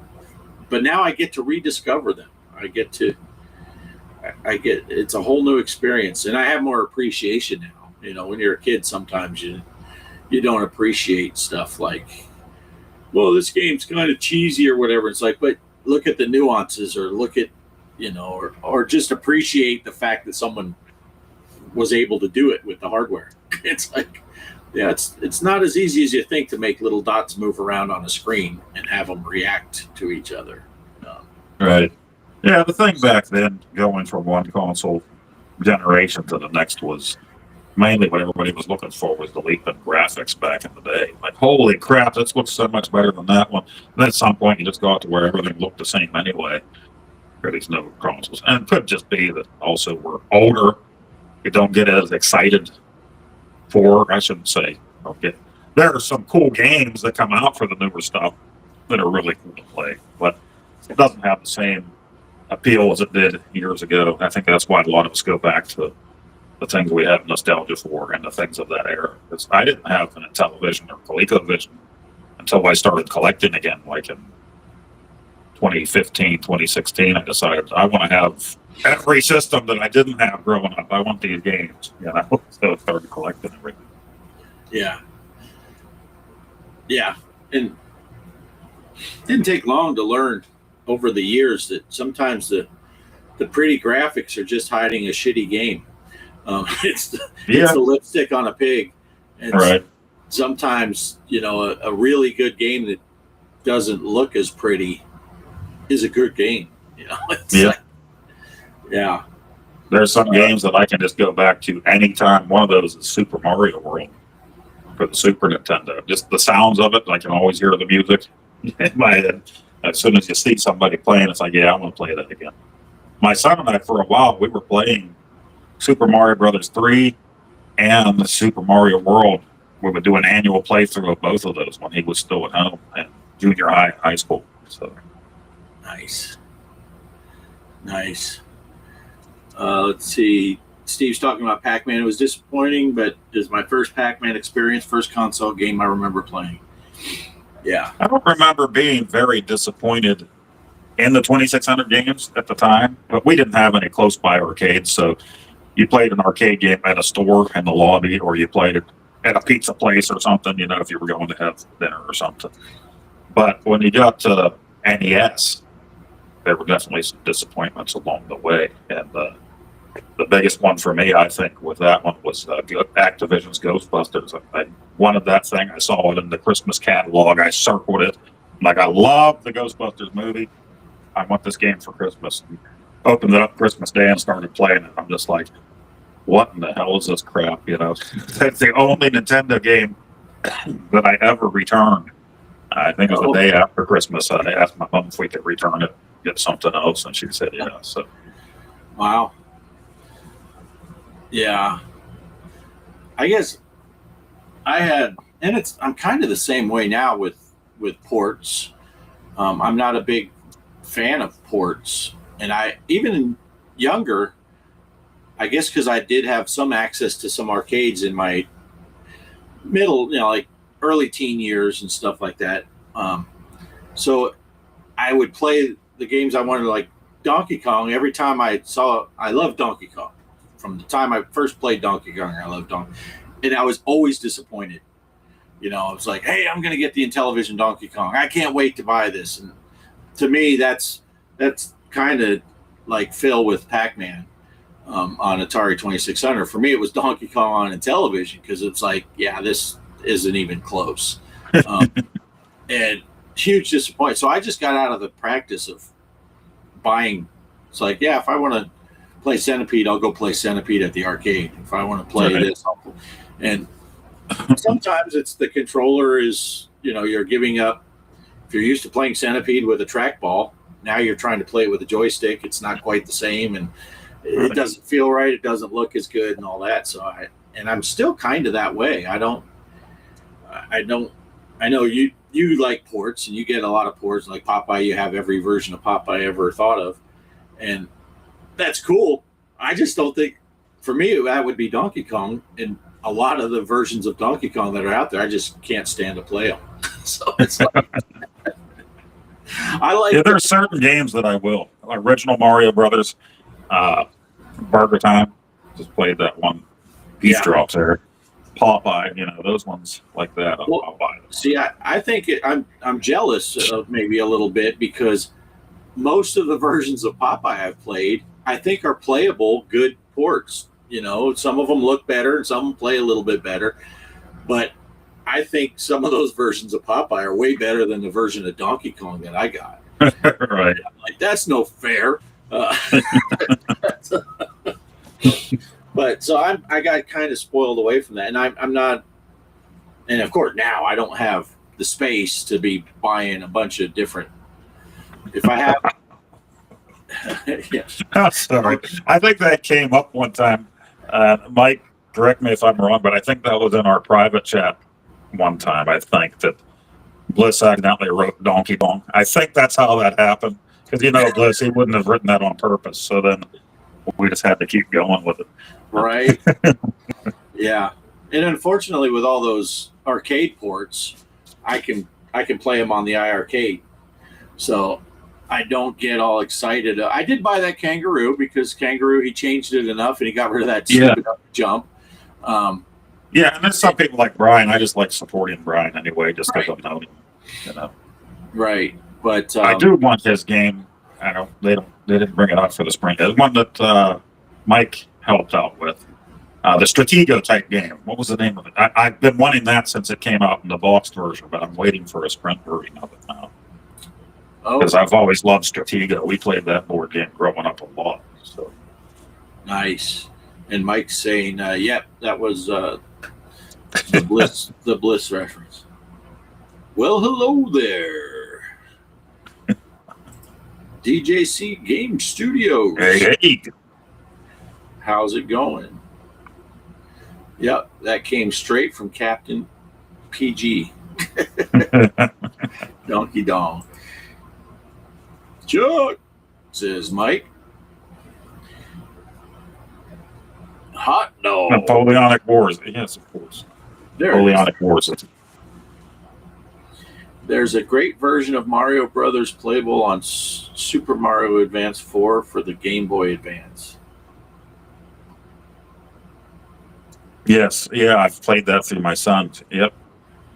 When I finally get around to my video on that was supposed to be the next series after Popeye. That never happened. I'm not sure that I'm going to mention the ones that came out on the Game Boy Advance. I might. Depends on how I can record those and everything. And another series that I planned on doing was the Donkey Kong 3 history.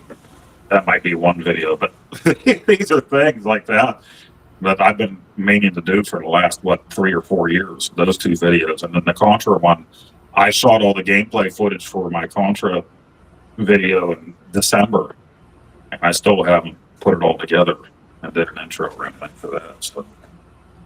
Nice. Yeah. I know Kaos is a big fan of the Donkey Kong 3. I've always really liked that game. Yeah.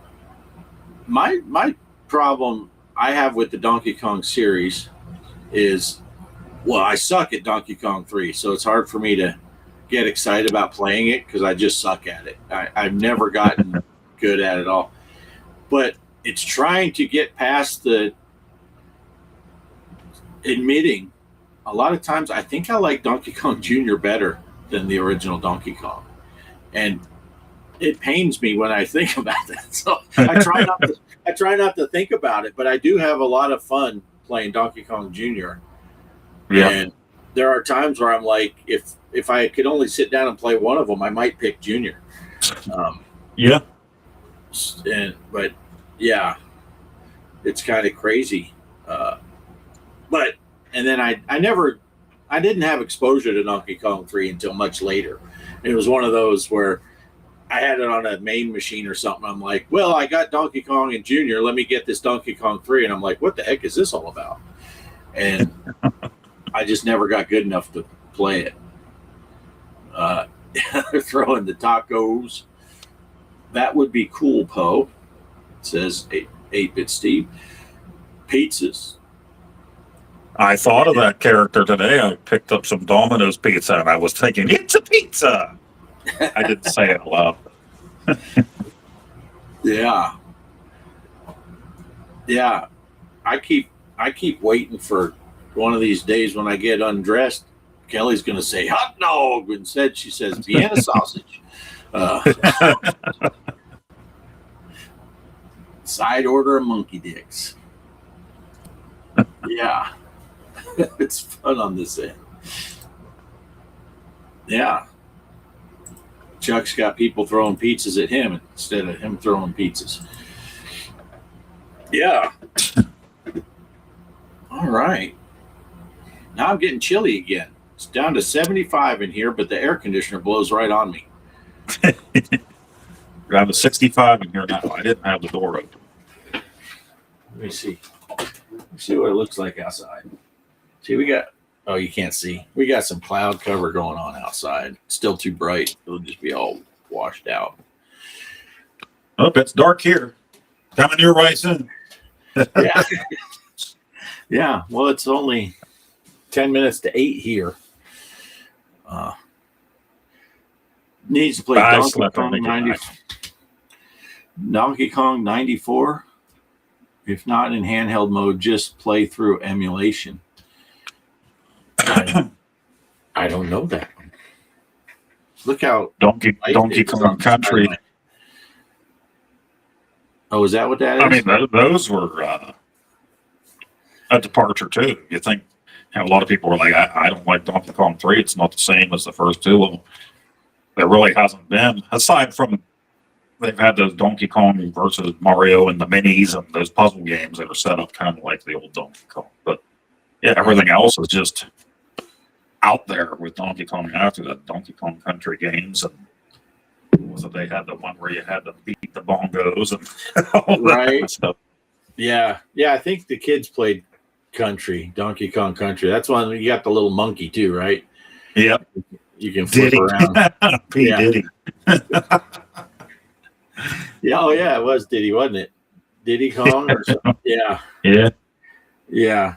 I never played it once. I watched them play a little bit, but I never played it once. Man, I loved it. At that point, I was already out of school, but I remember Nintendo Power sending me a VHS tape in the mail about the making of that and the graphics. And I remember just watching that VHS tape, like, wow, I'm getting this game as soon as it comes up. And I couldn't wait. I still had that VHS tape up until 2009. When I moved, we put our stuff in storage for like a month or two.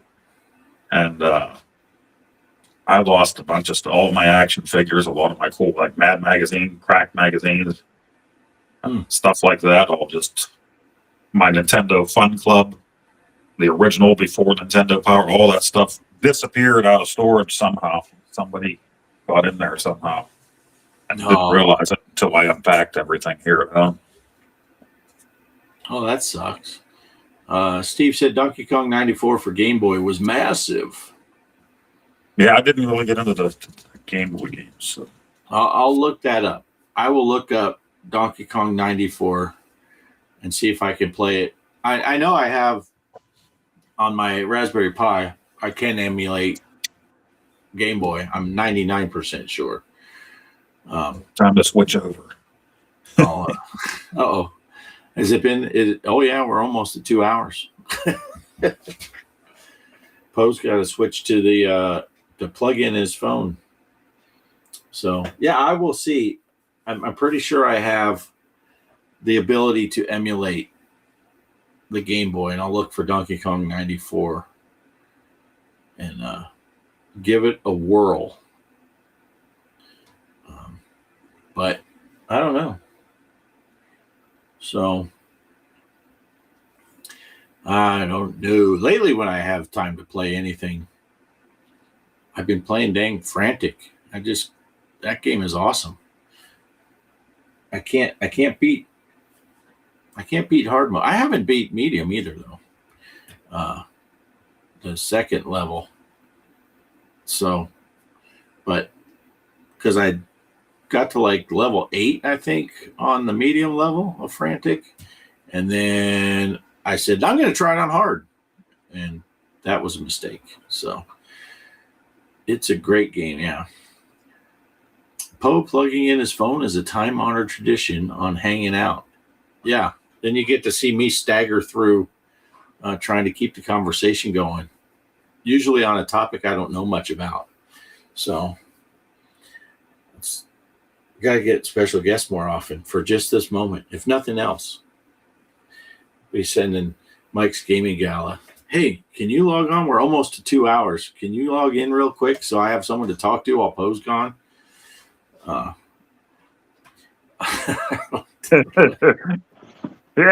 where's our guests? We're gonna have Howard Scott Warshaw on next week, guys.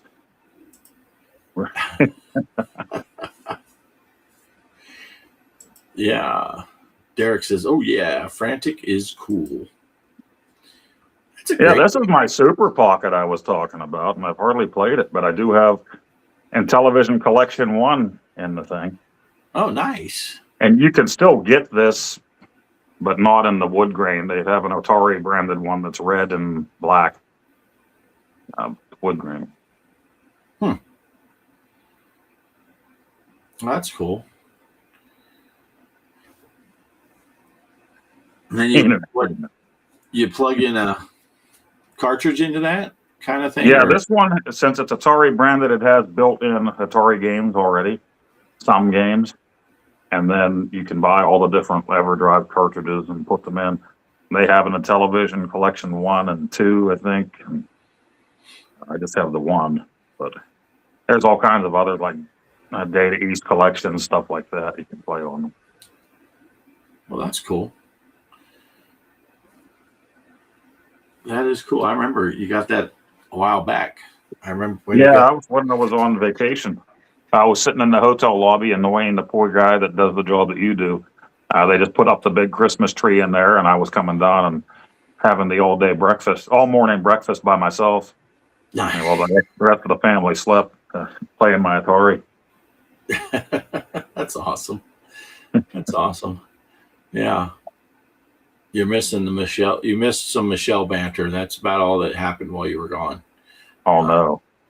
Yeah. Who brought up Michelle this time? Because I don't see Casey here, right? Yeah, Steve brought up Michelle. Mike was thinking he was going to get through an episode of one of these live streams without someone bringing up Michelle. Mike has he said he has footage of Casey with a green screen doing the butt pirate thing. So we're going to have to get a hold of that. Oh, yeah. I still have video whenever I had him spell the I-M-A penis. And that's right. I remember that. I remember that well. I'm going to try to, I think, though, at some point, get on there and play in Casey's challenge. I'll probably have to just go in and have it be my screen and just talk over the microphone since the webcam will just mess everything up. It's only for 10 minutes, 12 minutes anyway, so we'll probably just do it that way. Right. No way I'm getting that score that they got today. Holy crap. Yeah. Yeah, that's crazy. I'm going to have to go back and watch that game. Yeah. Members only released this week. Nice. Looking forward to it. Casey the Butt Pirate outtakes. Yeah. Well, it's I funny. can see that just showing up in all kind of videos now. I'm just sitting there talking about a game, and then all of a sudden the butt pirate pops up down the corner, and Yeah. Casey sent a couple of those out himself, though, right? Doing that pirate stuff. oh yeah. Yeah, he sent me a clip. I think he sent you that same clip. I need to get, and I keep forgetting to check my Discord, and he'll ask me questions if I want to be on certain weeks, and then I don't see it until the day before. I'm bad with messages on Discord. I check Messenger every day, a couple hundred times a day, but Discord, I always forget to check. Yeah. Well, our Discord, I have notifications turned on, so I see stuff all the time. I get notified when people are posting on all the different channels. And then I have notifications for Casey's Discord. So I'll see stuff when it gets posted on there. Who else? I don't know. I have Discord notifications. Well, I have a lot of notifications for Discord channels I shouldn't even be on anymore. It was like kind of like that arcade one. I got to figure out how to turn off the notifications because I get slammed with those. And the VR golf, I get notifications for that stuff and some flight stim stuff and all that. But I don't often get 90% of the time when I'm on Discord, it's on our Discord. Right. Seeing what people are posting and trying to get scores and throw them on the spreadsheets. So, all right. Well, I think it's about that time, Poe. Yeah, I was thinking the same thing. I think we talked about all there is to talk about. Yeah, and it's catching up with me. I'm getting poopered here. It's been a long day. Yeah, but my alarm went off at 4 again this morning. So,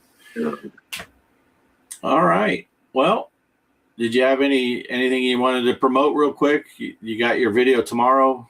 Yeah, tomorrow at 10 Eastern it'll be up. So, well, it's not out. Whatever. Right. Uploaded. So it's ready to go. It'll go live or go what do they call it? It'll be published or whatever. Yeah. YouTube called it on tomorrow at 10 o'clock Eastern in the morning. And then of course Pierre's on tomorrow night.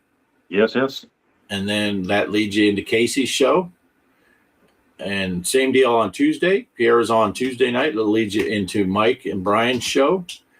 And there's links in the description below for all these people's channels.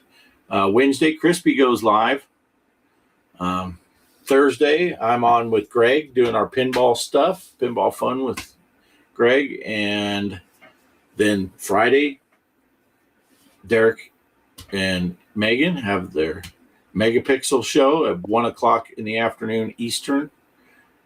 And Mike goes on 2 o'clock Eastern on Saturday playing gameplay. That brings it back to us. That brings you back to us. Michael's playing Turmoil while he's listening to us. Nice. Michael's live pretty much every night. He goes live for a period of time. Yeah, that's my only problem is it's usually when I'm getting ready for bed. So Yeah, I love getting in on live streams and getting in the chat, but it's like I have a hard time with the ones that are really late and the ones that happen while I'm at work. So yeah, I like doing that more than I do watching TV or anything like that. That's my entertainment. Yeah, and we're the same way. We tend to go to bed early, especially on work nights. Friday, Saturday night, we're party animals. We're in bed at 8. So I miss a lot of streams because they're out on after. Chuck, DJC, he's on a lot of nights of the week, and a lot of those are after I go to bed. So I miss a lot of his streams.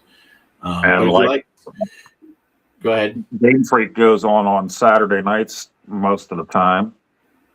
And usually I'm making my video for the week for when at that time of night on Saturday. So yeah.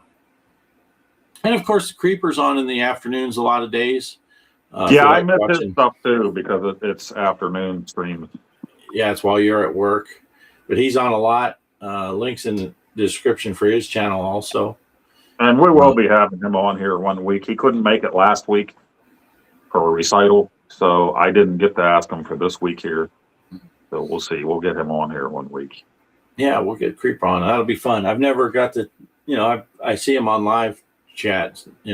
I'll chat with him in the live stream, and I've never got to talk to the man. So that'll be cool. Look forward to that. So, all right, everyone's excited. Time for the best part of the show, the outro. So thanks for watching all those channels. Most of those shows that we just promoted, you'll see us in the chat. Poe and I are usually there all the time, so we'll see you there. And I'm clicking go on the outro. So, thanks for watching. Thanks Here for goes. stopping by, guys.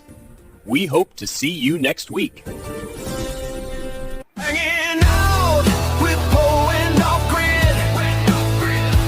Yeah, the retro game stories. You know what they did. From Atari to Zaxxon, every secret unwound. Best closing credits theme. The baddest around.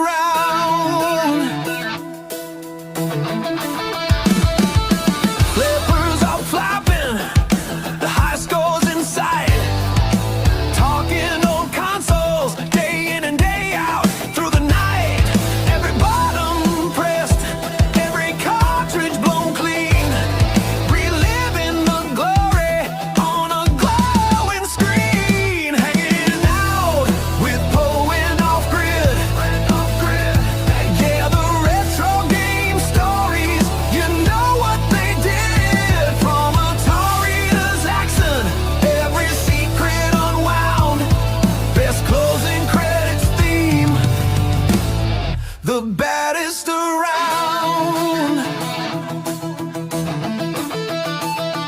No cheat codes needed, just passion and fun. For every true gamer till the podcast is done.